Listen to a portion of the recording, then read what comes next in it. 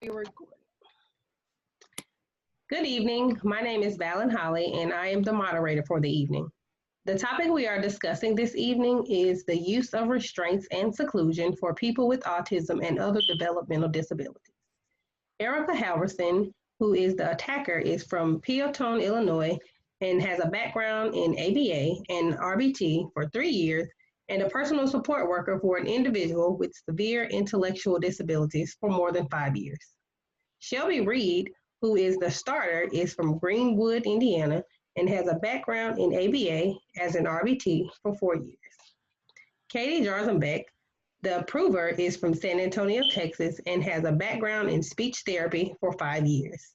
And I, Valen Holly, again am the moderator, and I am from New Orleans, Louisiana, and I have managed group homes with individuals who have mild to severe intellectual disabilities. I have also taught high school seniors with intellectual disabilities. In many conversations amongst us, we discuss many of our past experiences, and we are aware of the pros and cons of restraints and seclusion. From our conversations in the past and our past experiences, we concluded that Erica and Shelby are affirmative for the use of restraints and seclusion for people with autism and other developmental disabilities. And Katie and I are negative to the use of restraints and seclusion for people with autism and other developmental disabilities. On both sides, we feel our positions have been chosen correctly. We argue that restraints lead to abuse and should be banned, against restraints being necessary for the safety of some people. During this debate, you will hear each person's side and their point of view. We have a few visuals that are intended to help you understand our points. And throughout the debate, we will sometimes reference literature research and the Professional and Ethical Compliance Code for Behavior Analysts. When it comes to individuals diagnosed with autism and/or other intellectual disabilities, there is a subset within those diagnosed with ASD and/or intellectual disabilities that engage in challenging behaviors which can be dangerous to themselves and others. Some dangerous behaviors that individuals engage in that can cause harm to themselves and others include aggression towards another individual, self-injurious behaviors or SIB, and destructive behaviors.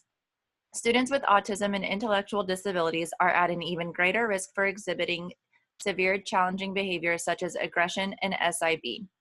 The use of restraints and seclusion in different settings, such as in schools, has been repeatedly identified as a technique that has been overused, misused, and potentially dangerous. When it comes to using restraints and seclusions in the school setting, as well as in a clinic setting, there are several factors that have led to the likelihood that a restraint and/or seclusion will be implemented.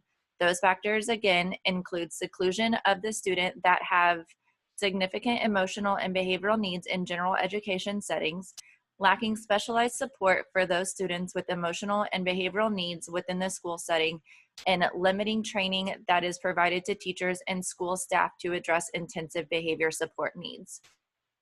When an individual engages in a high magnitude behavior, there always runs the risk that someone will get hurt. Therefore, with the proper certification, certified staff members are able to implement different restraints and seclusions that are safe for everyone to include and calming to the individual.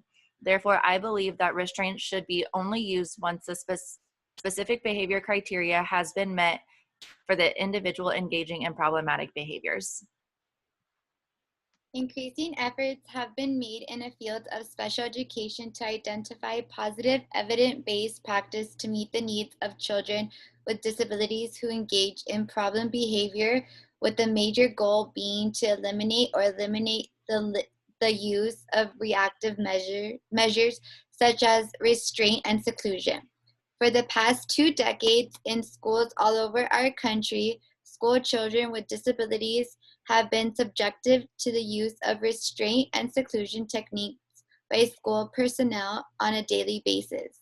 In the early 2000s, reports of school children suffering serious bodily injury or even death led the United States Government Accountability Office to address the House of Representatives Committee on Education and Labor regarding this issue. The use of restraint, restrictive intervention, and seclusion may make problem behaviors, diminishing the effectiveness of the treatment procedures. All students have the right to feel safe, supportive, and included in school. However, the behavior that students with exceptional needs possesses can be challenging, requiring consistent and direct instruction. Educators are challenged with deciding when the use of harsh versus supportive disciplinary practices. However, positive behavior intervention should be the first line of defense. Such strategies are not punishments and should be specifically directed towards the student's behavior to be shaped, because the only safe physical restraint is the one that does not occur. Therefore, I believe restraint should be used as a last resort.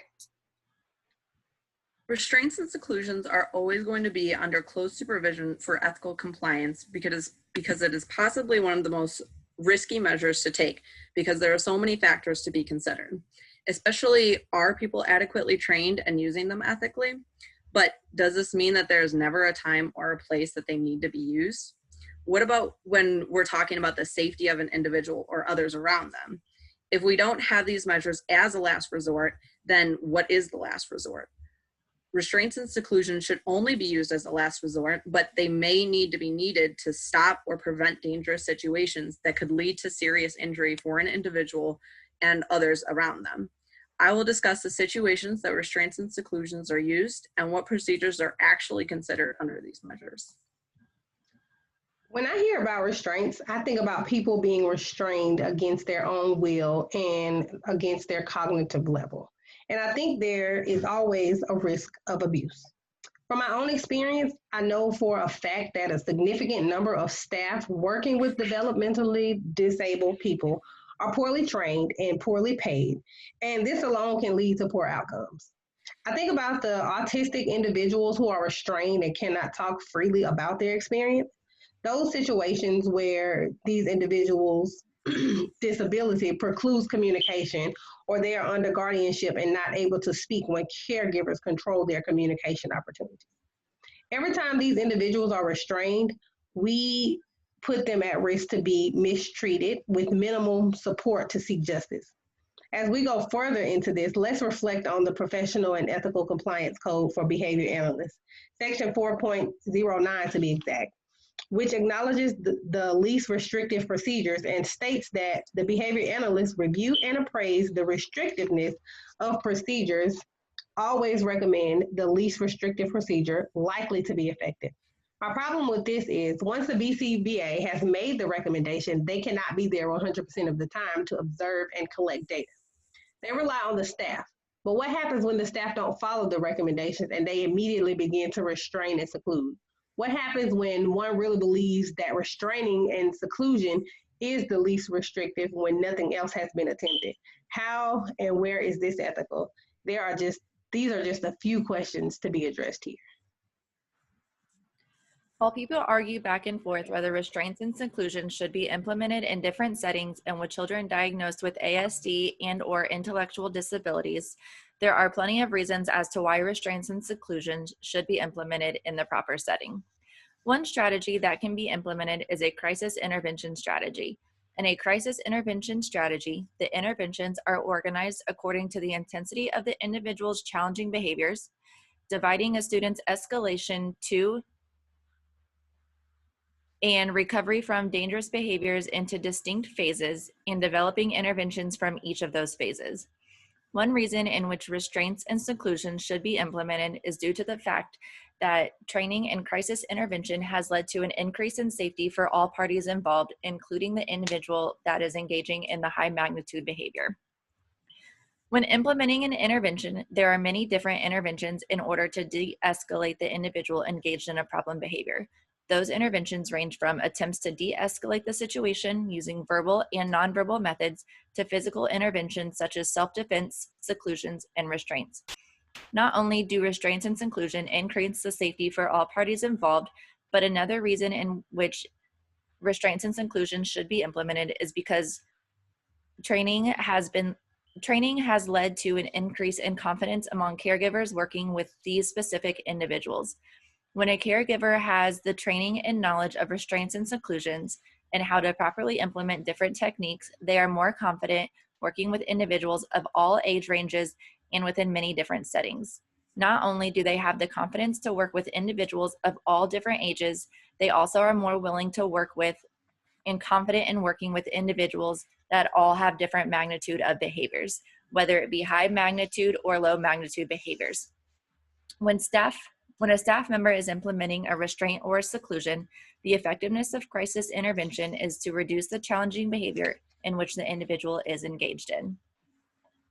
The debate over the use of physical restraints and seclusion has escalated, particularly concerning the use of these techniques with children who have disabilities such as autism. Proponents argue that this type of technique is necessary for ensuring school safety and for allowing students with challenging behaviors to remain in integrated school settings. Furthermore, some proponents defend restraint procedures as being therapeutic and an important component of a comprehensive behavior management plan for individuals who exhibit dangerous behavior. Opponents, however, argue that there are concerns regarding the dangers associated with restraint and seclusion, lack of evidence that these procedures are helpful interventions for challenging behaviors, and the fact that alternative interventions can effectively prevent and control challenging behaviors. The BACB Compliance Code 4.09 states that behavior analysts review and appraise the restrictiveness of procedures and always recommend the least restrictive procedures likely to be effective. Of course, the welfare of the individuals being serviced is the highest priority. Health decisions should be carried out on the basis of the clinical judgment of a professional qualified care team that demonstrates knowledge of the large evidence-based and best practice. The person served and their legal guardians are also part of this process. The research literature should inform the team that and decide that any treatment is in the best interest of the individual. These interests must take procedures over the broader agendas of institutions or organizations that would prohibit certain procedures regardless of the individual's needs. Emergency restraint requires physically restraining or securing a person to shield him or her from conduct that poses an immediate risk of injury. Although I am against using restraints and occlusion in a behavioral treatment plan, I do understand that these procedures should be considered only for hazardous or dangerous behaviors that occur at unforeseeable times, that result in behavior treatment plans that are not less restrictive and the place that the person or others at risk of injury or that result in a severe loss of quality of life. Procedures should be considered only where less invasive measures have been tried and failed and otherwise found to be inadequate due to adequate empirical documentation to prove this point. Restraint or seclusion for both treatment and emergency situations should be made available for professional review consistent with prevailing practices. The behavior analyst is responsible for ensuring that any plan involving the type of restraint or seclusion conforms of the highest standards of effective and humane treatment, and the behavior analyst is responsible for continued oversight and quality assurance. These protocols can only be followed by personnel who are professionally qualified in their use, who undergo daily in-service instruction, who demonstrate integrity by objective performance measures, and who are closely monitored by a licensed behavior analyst board or a similar trained professional. The use of restriction or isolation should be tracked on a continuous basis by means of a reliable and valid data collection that allows for an objective assessment of its effects. Procedures requiring restriction or isolation should only be continued if they are proven to be secure and effective. Their usage should be minimized, and where possible removed. Efficiency with respect to treatment services refers to a reduction in the rate of the specified target activity or to a reduction in the episodic severity of the behavior. In the case of emergency treatment, efficiency applies only to the time and danger associated with calming the individual down. When we think about restraints and seclusion measures, of course we want these to be the last resort for procedures for individuals. If not to be decently humane, we are also obligated to provide least restrictive procedures by the BACB's Ethical Compliance Code 4.09. But this does not mean that restraints and seclusion measures are never used or they don't have a place for a very specific reason. Yes, of course we want restraints and seclusion measures to be the last option. But if we don't have these measures when we need a last resort option, then are we putting the individual that we're trying to help in the face of danger? Ethical Compliance Code 2.02 responsibility discusses how as behavior analysts, we have the responsibility to identify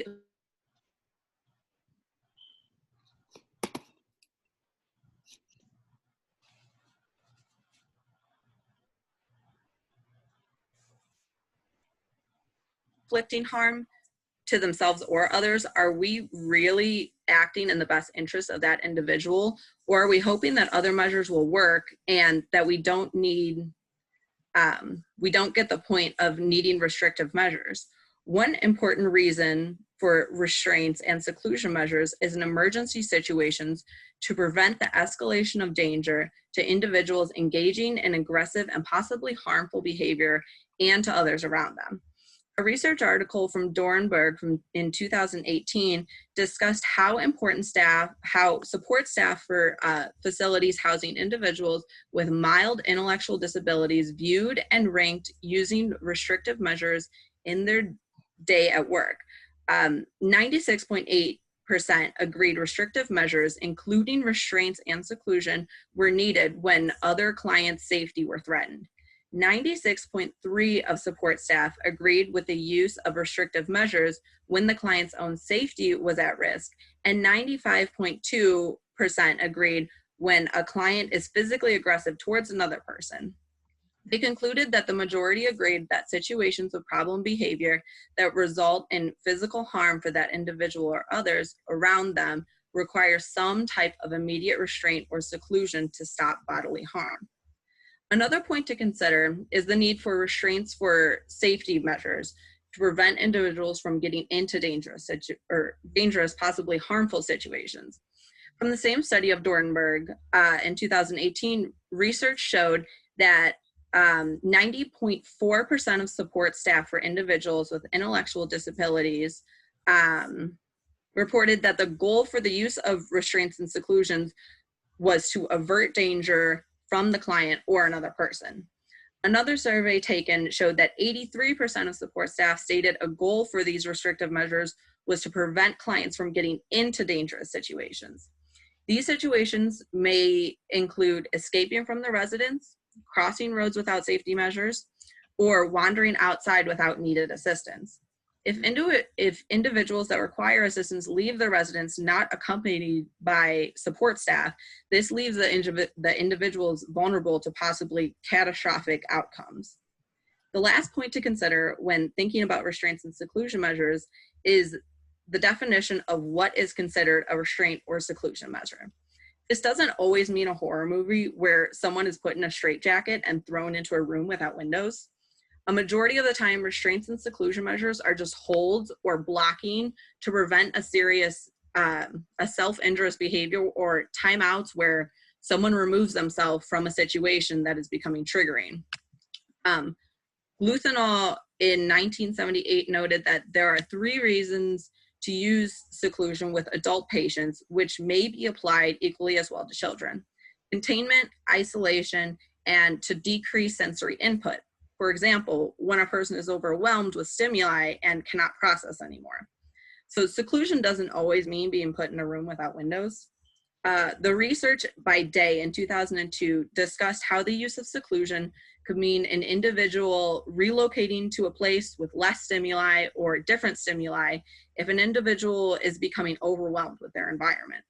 This also helps with prevention of mentally stressful and potentially harmful meltdowns that can cause, or that are caused by sensory overload.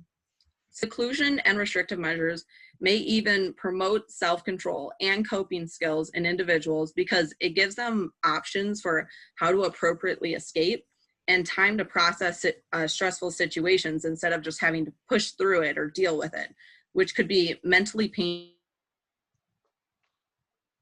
or taxing. Emergency restrictive measures that need to be considered, such as chemical restraints. Many individuals with intellectual disabilities have comorbidities of mental health issues.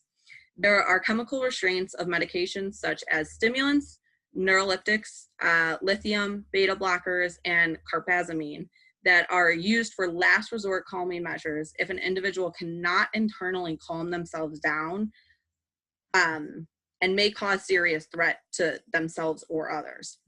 So when we talk about restraints and seclusion measures, we have to be extremely careful when using them, and they have to be used as a last resort.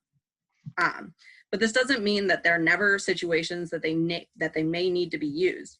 Ethical Compliance Code 4.08 considerations regarding punishment procedures reminds behavior analysts to always include reinforcement procedures for alternative behaviors in a behavior change program, as well as ensure that aversive procedures are accompanied by an increased level of training, supervision, and oversight. Behavior analysts must evaluate the effectiveness of the aversive procedures in a timely manner and modify the behavior change program if it is ineffective. Okay. This chart here displays descriptive definitions of the different kinds of restraint, restrictive interventions, and seclusion. So a restraint is defined as the interventions restricting movement, generally falls into 3 categories: physical, mechanical, and chemical. So physical, it prevents free movement by applying force to a person's body. Mechanical, a type of physical restraint, but introduces tools such as straps, belts, and helmets to restrict free movement. Chemical restraints uses pharmacological means to control a person's behavior and movement outside of any standard treatment for their psychiatric or medical condition. The restrictive intervention limits an individual's movement. A person can access a person's access to other individuals' location or activities, or restrict participants' rights. Restrictive interventions also include the use of other aversive techniques that are designed to modify a person's behavior. And seclusion, the involuntary confinement of a person in a room or an area where the person is physically prevented from leaving. According to the Department of Education's Civil Rights Data Collection, nearly 70,000 students covered under the IDEA were restrained or secluded in 2013-2014. Those students account for over 200,000 incidents involving these coercive behavioral management techniques. During the 15-16 school year, 124,500 students across the nation were physically restrained, mechanically restrained, or secluded. Nearly 87,000 of those students were subjected to physical or mechanical restraint, and over 37,500 were subjected to seclusion. In 2018, Boudin and Moore stated that research has indicated that these techniques can pose a serious threat to the health and safety of people with intellectual developmental disabilities. In the past several years, there has been an important movement to reduce the utilization of restraints for individuals with developmental disabilities. Local and national legislators are taking on the task of shaping the way that our culture supports people who, up until now, have been often treated in a vindictive manner rather than a truly supportive in a therapeutic way. Schools and systems of care really struggle to identify strategies that offer more positive outcomes to all individuals, even those with challenging behaviors. Friedman and Crabb stated, since these services are aimed at preventing the reinstitutionalization of people with intellectual disabilities, we would suggest waivers allocate more funding toward behavioral health and crisis services. These services may be crucial to reduce the use of restraints, restrictive interventions, and seclusion, as well as promoting the community integration of people with intellectual disabilities. Restraints poses the most serious physical health risk to people with disabilities. Despite the continued use of restraint, literature demonstrates that it poses serious threats to health and safety of people with intellectual disabilities and person performing the restraint, especially when the restraint is not performed correctly. And this is from the U.S. General Accounting Office. Restraints may result in death of people being restrained, but also physical or emotional harm to the person being restrained or the person restraining. A study of emergency restraints found that 1 in 3 restraints resulted in injury. Restraints that involve neck holds or that obstruct breathing, whether through the nose or mouth, have higher risk of fatality. A specific type of mechanical restraint called hobble tying is especially dangerous. Hobble tying occurs when a person is lying on their stomach and their wrists and ankles are tied together behind their backs. The tie acts as the mechanical restraint. A study of 214 excited delirium cases by Stratton Rogers and Brickett found that death occurred in 18 cases due to struggle or restraining using the hobble tying restraint. These procedures also cause psychological trauma.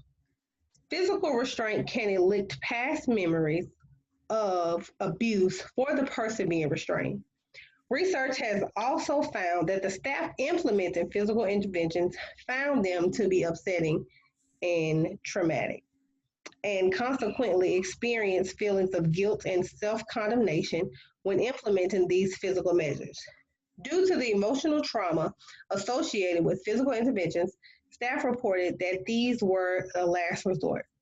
Though people with disabilities did not necessarily agree with the statement, and I absolutely agree with this community. Now, great points have been made from both sides, and it is clear that we continue to stand firm on our beliefs in regards to restraints and seclusion. As we move into closing, we have a couple of questions.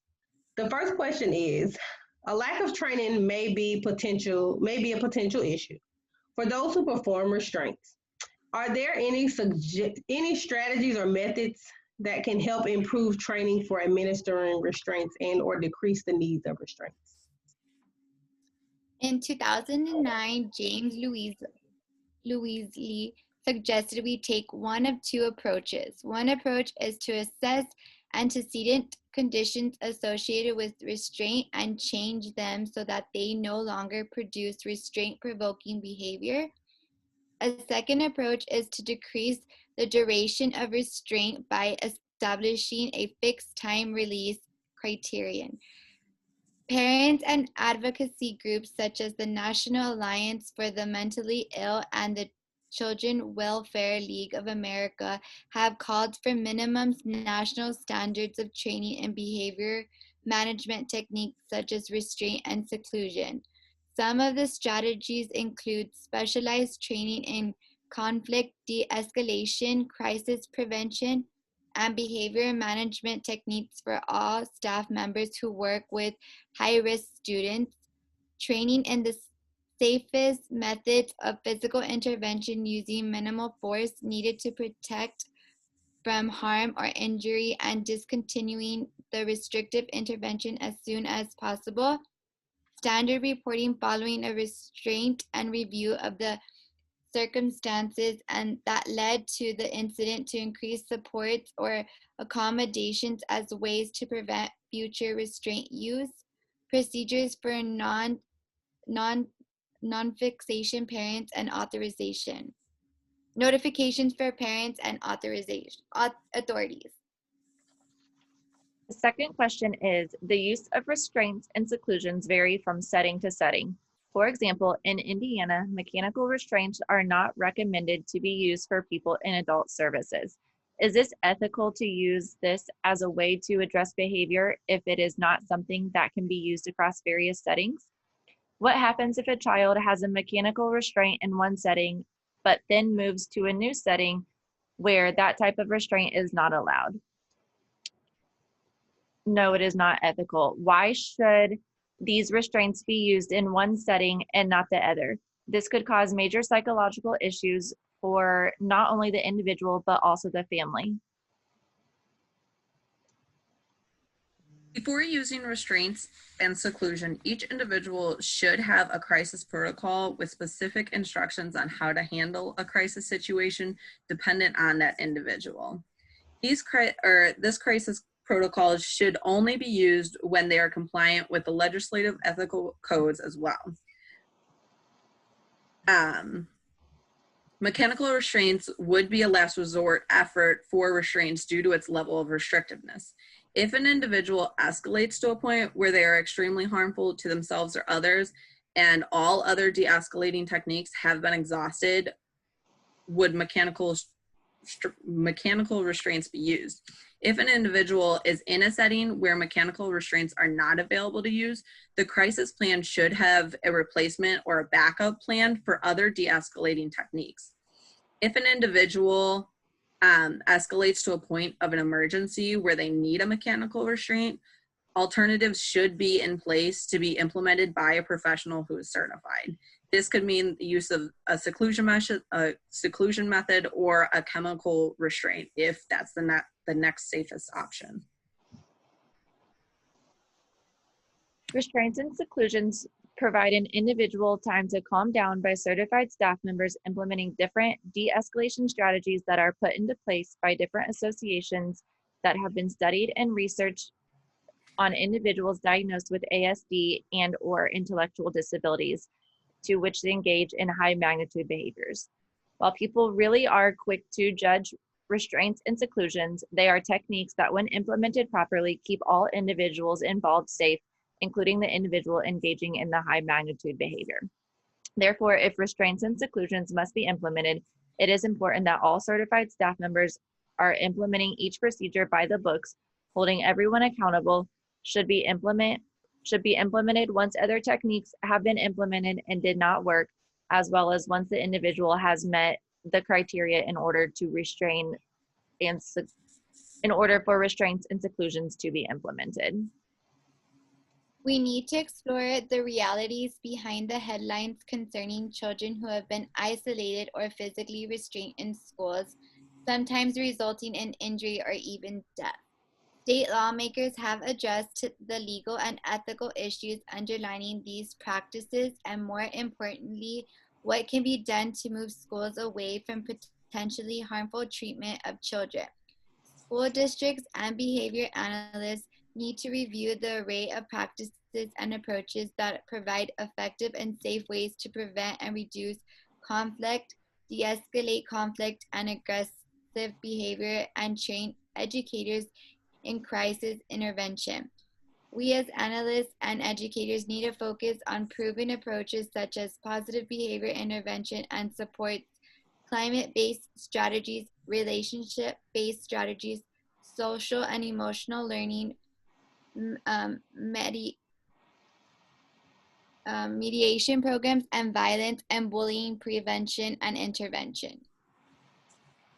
Restraints and seclusion measures should be a last resort option, but they can still play an important role when it comes to providing safety and prevention from dangerous situations.